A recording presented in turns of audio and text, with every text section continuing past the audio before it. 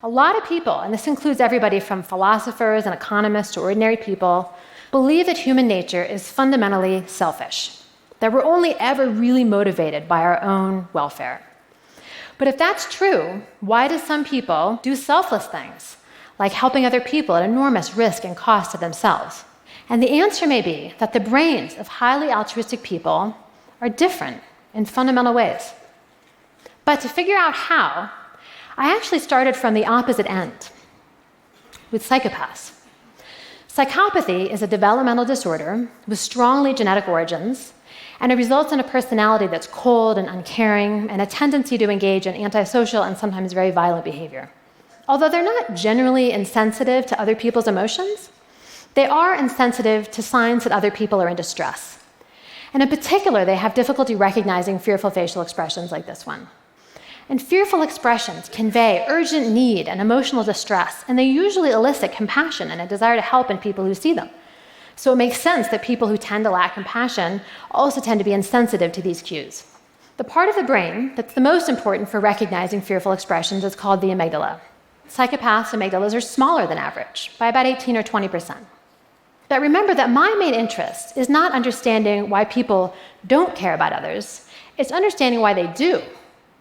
So the real question is, could extraordinary altruism, which is the opposite of psychopathy in terms of compassion and a desire to help other people, emerge from a brain that is also the opposite of psychopathy?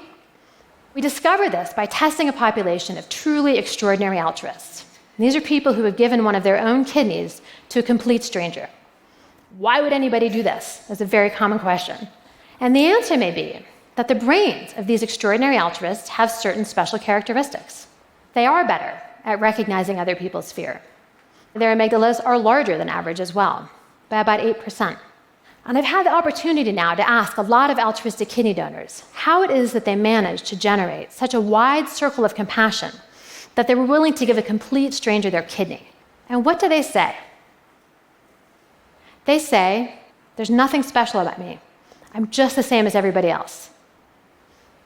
And I think that's actually a really telling answer.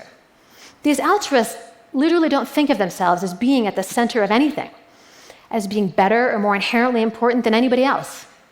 And I think that this is what really distinguishes extraordinary altruists from the average person.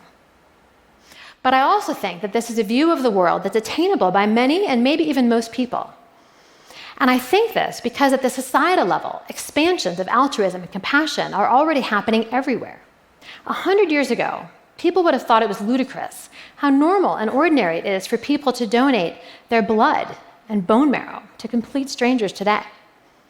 Is it possible that 100 years from now, people will think that donating a kidney to a stranger is just as normal and ordinary as we think donating blood and bone marrow is today? Maybe.